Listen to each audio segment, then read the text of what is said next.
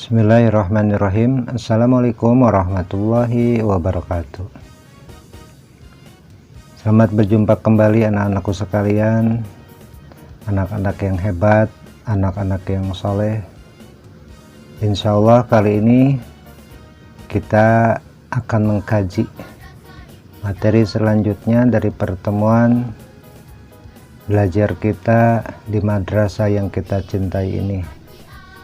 Alhamdulillah, atas segala nikmat yang Allah berikan, kita bisa berjumpa untuk belajar bersama di tempat yang kita cintai ini, yaitu di Madrasah Ibtidaiyah Al-Hikmah Cibesi.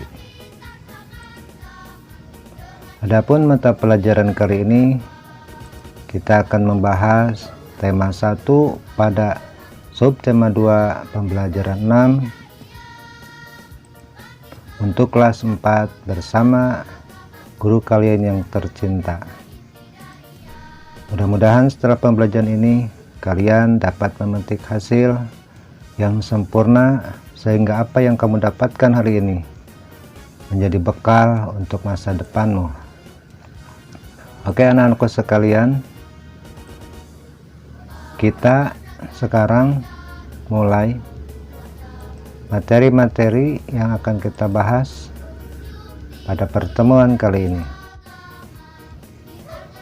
Oke, kita masuk ke pembelajaran ke-6.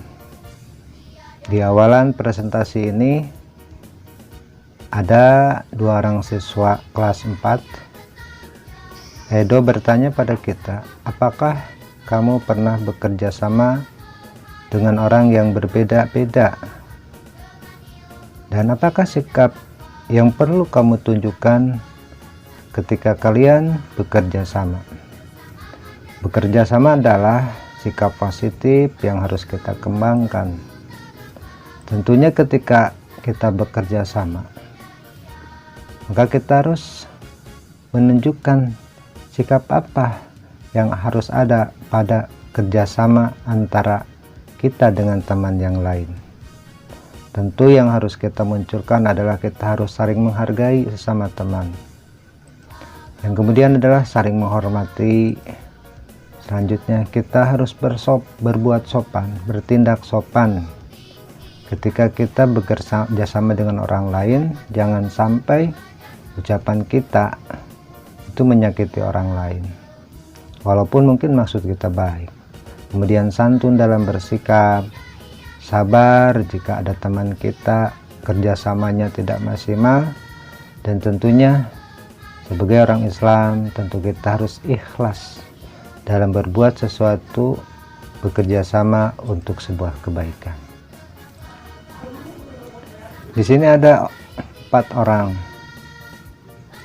ada Udin, Edo, dan Beni. Mereka bertiga adalah siswa kelas 4 yang sedang berkomunikasi dengan seorang masyarakat. Kemudian Udin, Edo, dan Beni merupakan sahabat dekat. Mereka berasal dari latar belakang budaya yang berbeda, dan mereka juga memiliki atau memeluk keyakinan yang berbeda pula. Udin menganut agama Islam, Edo beragama Katolik, sedangkan Beni itu beragama Kristen. Tahu kalian kan agama yang ada di Indonesia? Di antaranya ada agama Islam, Kristen, ada Katolik, Buddha, Hindu, dan Konghucu.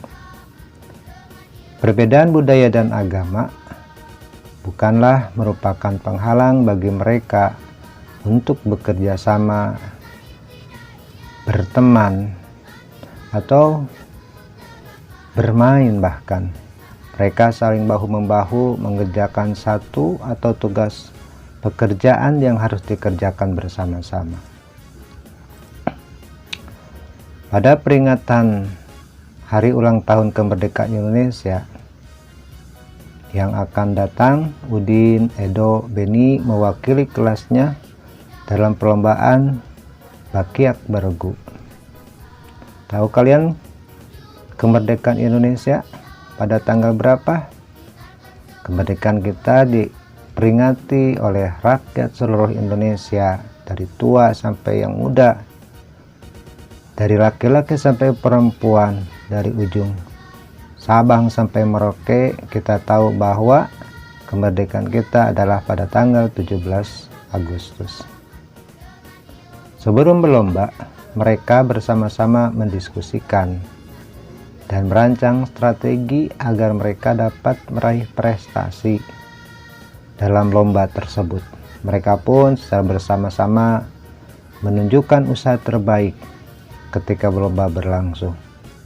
Alhasil, tim mereka meraih juara dalam lomba tersebut. Setelah kalian baca uraian cerita di atas, maka kalian harus mencoba dengan kemampuan kalian coba jawaban-jawaban pertanyaan di berikut ini. Bagaimana pendapatmu tentang persahabatan Udin dan Beni? Atau Udin, Edo, dan Beni, bagaimana persahabatan mereka? Kalian tentu boleh berbeda menafsirkan, menguraikan kata sesuai dengan kemampuan kalian, sesuai dengan pemikiran kalian. Boleh kalian menjawab bahwa Udin, Edo, dan Beni adalah berteman baik. Dan boleh juga kalian berpendapat setelah membaca materi tadi bahwa Udin, Edo, dan Beni adalah kelompok kerjasama yang satu sama yang lainnya saling menghargai, satu dan yang lainnya saling menghormati, dan satu yang sama yang lainnya adalah saling mendukung. Kalian boleh jawab itu. Kemudian pertanyaan selanjutnya, apakah kamu pernah mempunyai pengalaman bekerja sama dengan teman yang berbeda agama? Jika pernah, ya ceritakan secara tertulis. Jika belum pernah, tuliskan sikapmu. Jika suatu hari mempunyai kesempatan bekerja sama dengan teman yang berbeda agama, kamu boleh jawab, berteman dengan orang yang berbeda agama, tentu kita harus saling menghargai, memberikan waktu bagi mereka ketika kita bersama-sama supaya mereka melaksanakan kegiatan ibadah agama sesuai dengan keyakinannya mereka pada agama yang mereka anut. Kemudian selanjutnya adalah pertanyaan ketiga, apa yang dapat kamu pelajari atau dapat kamu petik dari cerita di atas? Intinya adalah keberagaman, perbedaan yang ada pada kita adalah sebuah kebaikan, adalah sebuah rahmat. Jadi bedanya kita sama orang lain tidak menimbulkan permusuhan, tapi berbeda kita dengan yang lain justru harus membuat kita kuat, sesuai dengan simbol pada burung Garuda, Bhinneka Tunggal Ika, berbeda tapi satu tujuan. Silakan kalian isi pada kolom ini atau pada buku kalian, apa maksud cerita yang tadi di atas. Boleh sekali lagi Bapak ungkapkan, kalian berbeda, tapi inti dari cerita itu adalah sama. Kita harus saling menghargai, menghormati, berteman dengan orang yang berbeda, baik budaya atau agama. Lanjut ya anak-anak, coba kalian mencoba. Kamu mencoba berdiskusi. Ceritanya kamu akan mengikuti lomba. Di buku kalian adalah lomba bakyak. Tapi karena satu dan lain hal, Bapak coba merubah atau mengganti lomba bakyak menjadi lomba memindahkan karet dengan sedotan secara berkelompok. Boleh 3 orang, 4 orang, 5 orang. Seperti apa gambarannya? Di mulutmu kamu pegang, kamu gigit sedotan. Temanmu yang pertama memberikan sedotan itu ke sedotan kamu. Kemudian kamu beralih kepada teman selanjutnya sampai terus, dan teman yang terakhir memasukkannya ke dalam satu wadah, boleh juga memasukkan ke dalam satu botol. Siapa yang cakap, mampu bekerja sama itu seperti itu tadi, maka insya Allah tugasnya jika bekerja sama dengan baik, tentu hasilnya akan maksimal. Sebelum kegiatan itu terjadi, lomba memindahkan karet tadi pakai sedotan, kamu harus menyusun strategi, diskusikan dan peragakan secara berpasang gerak dasar tersebut. Kemudian kamu perhatikan ketika guru menerangkan atau guru memperagakan gerakan dasar yang diperlukan dalam memindahkan karet. Sebelum berlomba, berdiskusilah dengan anggota kelompokmu untuk menentukan strategi dan gerak dasar yang harus diterapkan agar kelompokmu bisa memenangkan pertandingan tersebut. Oke, lanjut ya. Sekarang kamu berdiskusi, kita bagi menjadi beberapa kelompok kecil, ya minimal maksimal 5 orang dan minimal 3 orang. Silakan diskusikan strategi apa yang akan kamu rancang supaya kamu kerjasamanya bagus dan hasilnya pun bagus. Setelah kamu berdiskusi, kemudian kamu berlomba, kita praktek di lapangan, dan setelah lomba kita pun berdiskusi. Pelajaran apa yang didapat dari perlombaan memindahkan karet pakai sedotan tadi?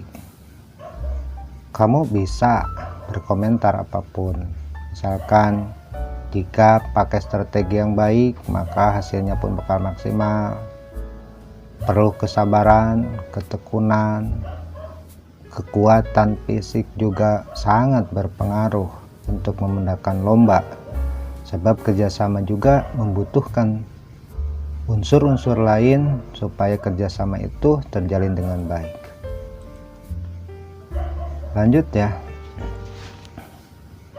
Pada pertemuan-pertemuan selanjutnya, Bapak pernah bercerita tentang ketika kita kerjasama dengan orang lain adalah bukan sebuah penghalang. Walaupun berbeda, ingat bahwa kita berbeda tidak bisa menjadikan penghalang kita bahagia. Berbeda kita tidak bisa menjadi penghalang atau bukan penghalang kita bekerja sama. Apa hal penting yang kamu ketahui dari cerita yang kita kaji pada tema atau pembelajaran 4 sebelumnya? Setelah itu kamu belajar membuat ringkasan dari cerita tentang bukan penghalang tadi. Namun anak-anakku sekalian, sebelum kalian meringkas tentang sebuah cerita, alangkah baiknya kalian harus tahu dulu apa hal yang perlu dipersiapkan. Ya minimal kamu tahu cara membuat ringkasan yang baik supaya ringkasan itu lebih efektif dan mudah dipahami. Tentu pertama kamu baca naskah aslinya. Cara teliti membaca naskah asli sekali atau 2 kali, kalau perlu kamu baca berulang kali hingga kamu betul-betul paham dari bacaan yang kamu baca tadi. Kemudian kamu temukan kesan umumnya, ketahui kesan umum atau kesan inti dari tulisan yang kamu baca tadi. Setelah itu kamu harus mengetahui maksud dan sudut pandang penulis naskah aslinya. Yang kedua, cara membuat ringkasan atau menyusun ringkasan itu adalah kamu membaca gagasan utama. Gagasan utama itu apa sih maksud utama dari cerita tadi, baik berparagraf atau secara keseluruhan. Membaca tulisan bagian demi bagian sambil kamu belajar mencatat gagasan pokoknya. Kemudian menggunakan gagasan pokok yang digunakan untuk menyusun ringkasan. Setelah itu, dari cara menentukan ringkasan adalah kamu harus tahu dan harus menggunakan kalimat baru Jadi usahakan tidak sama dengan cerita yang ada atau tulisan yang kamu baca. Gunakan kalimat baru. Kamu belajar mengeksplor kata-kata baru dengan kemampuanmu. Bapak rasa kamu bisa. Perhatikan menggunakan kesan umumnya atau kesan intinya untuk membuat ringkasan. Harus menyesuaikan urutan isi dengan naskah asli. Menggunakan kalimat baru dalam ringkasan serta menggambarkan tulisan asli dari kalimat baru tersebut. Ketentuan tambahan yang lainnya adalah kita belajar menyusun ringkasan dalam kalimat tunggal. Artinya dalam kalimat pendek dengan satu kalimat yang sempurna. Ringkas kalimat menjadi frase, serta frase menjadi kata. Setelah itu kita perhatikan bacaan perbedaan bukan penghalang yang ada pada pokok pembelajaran 2 hari yang lalu. Perbedaan bukan penghalang yang ada pada pokok pembelajaran yang keempat. Tidak seperti biasa, hari Minggu ini sekolah terlihat ramai. Hari itu semua siswa diminta datang ke sekolah untuk menghias kelasnya masing-masing. Inti dari gagasan pokok dari satu ini aja kamu bisa merangkum bahwa pada hari itu, hari Minggu terlihat ramai sebab anak-anak datang ke sekolah. Itu gagasan pokoknya sebelum kamu buat ringkasan dari paragraf ini. Hari Senin akan diadakan lomba menyambut hari kemerdekaan. Bapak Kepala Sekolah berpesan tiap kelas harus terlihat unik dan kreasi anak-anak. Udin dan teman-teman sekelasnya juga datang ke sekolah. Pembagian tugas membuat hiasan telah dilakukan Udin dan teman di hari Jumat yang lalu. Menghias kelas merupakan tanggung jawab bersama seluruh anggota kelas. Ini kalau Bapak boleh gambarkan, ini versi Bapak saja, bahwa gagasan pokoknya adalah pertama sekolah ramai. Anak-anak datang ke sekolah. Kemudian Udin dan teman-teman sudah berbagi tanggung jawab. Kemudian kamu dari gagasan pokok ini, kamu susun dalam sebuah ringkasan. Kurang lebih lah ringkasan yang Bapak lakukan atau versi Bapak adalah, intinya ringkasan adalah hari Minggu semua siswa datang ke sekolah. Tujuannya untuk menghias kelas. Karena pada hari Senin akan ada lomba menyambut hari kemerdekaan. Udin dan teman-temannya sudah membagi tugas dan tanggung jawab. Inilah kurang lebih ringkasan dari paragraf pertama setelah kamu susun dulu gagasan pokok. Pada paragraf kedua, pagi-pagi hampir semua siswa di kelas Udin sudah hadir. Hanya Edo dan Marta yang belum terlihat. Nah, kamu baca lanjutkannya. Kemudian kamu susun minimal 3 atau 2 gagasan pokoknya. Dan dari gagasan pokok ini kamu masukkan pada ringkasan pada paragraf pertama. Setelah itu masuk kepada paragraf 3. Siang hari sekolah semakin ramai. Kelas-kelas sudah terlihat indah dan semarak dengan hiasan merah putih buatan siswa. Dan seterusnya kamu amati. Kemudian kamu tulis beberapa gagasan pokoknya. Setelah kamu anggap cukup, baru kamu satukan dari nomor gagasan pokok pertama, kedua, ketiga, dan seterusnya. Nah, itulah tadi hasil pembelajaran kali ini. Semoga kalian bisa memahami dan semoga materi ini bermanfaat. Bapak yakin kamu anak-anak hebat, anak-anak yang terdidik, punya pemahaman, punya pemikiran yang maju ke depan, sehingga insya Allah kamu akan menjadi anak yang hebat di masa mendatang. Sampai jumpa pada pertemuan selanjutnya, dan Bapak rasa insya Allah kamu pasti bisa bermanfaat. Siswa MI Cibesi adalah siswa terbaik. Siswa MC Cibesi adalah anak-anak hebat. Bapak yakin kamu bisa. Madrasah berprestasi dan mandiri. Assalamualaikum warahmatullahi wabarakatuh.